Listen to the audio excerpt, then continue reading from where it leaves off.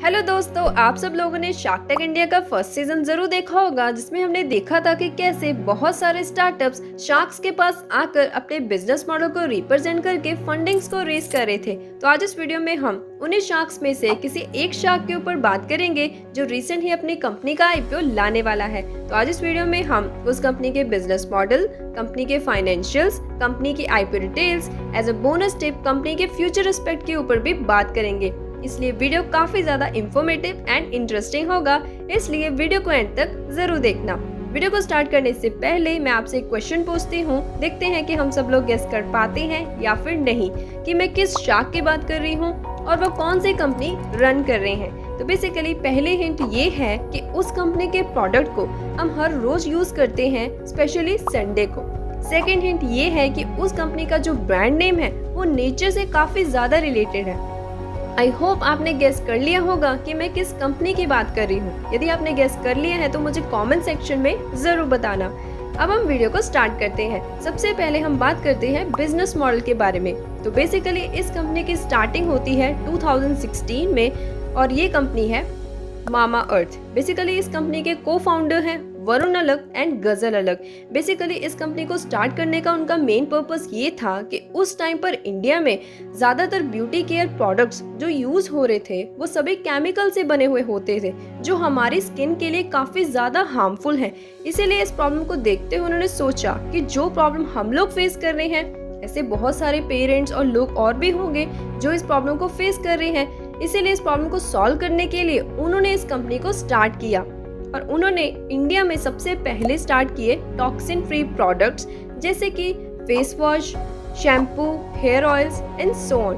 वहां से इस कंपनी की स्टार्टिंग होती है और कंपनी का 70% से ज्यादा रेवेन्यू उसके ऑनलाइन प्लेटफॉर्म से आता है। अभी कंपनी का प्लान है कि वो ऑफलाइन मार्केट को भी अप्रोच करेगी, जिससे वो 100 सिटीज में इस साल में 40,000 से भी ज्यादा रिटेल आउटलेट्स ओपन करने वाली है।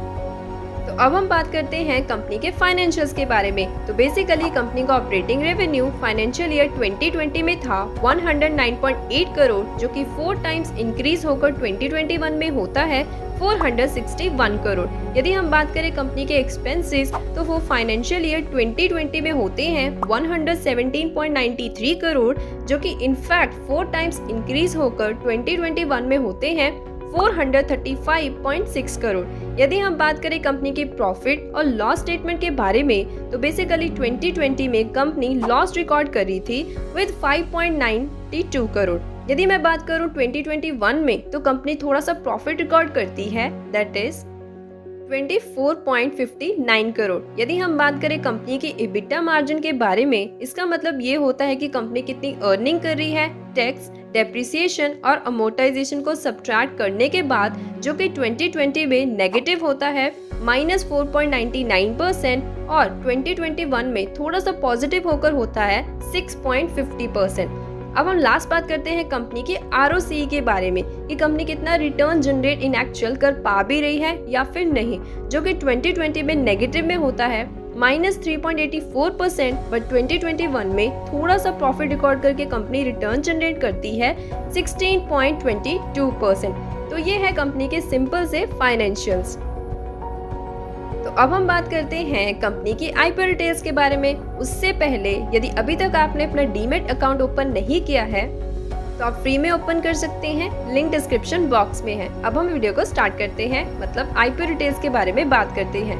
बेसिकली जैसे कि आप लोग जानते हैं कि इस कंपनी ने अभी रिसेंट ही यूनिकॉर्न बनी है और इसकी लास्ट वैल्यूएशन थी जनवरी 2022 में $1.2 बिलियन। अभी कंपनी का प्लान है कि कंपनी आईपीओ के थ्रू $300 मिलियन रेज करेगी, जिससे इस कंपनी की वैल्यूएशन हो सकती है $3 बिलियन। तो ये है कंपनी की सिंपल सी आईपीओ डिटेल्स। अब हम बात करते हैं लास्ट हमारी बोनस टिप कि कंपनी का फ्यूचर एस्पेक्ट क्या हो सकता है।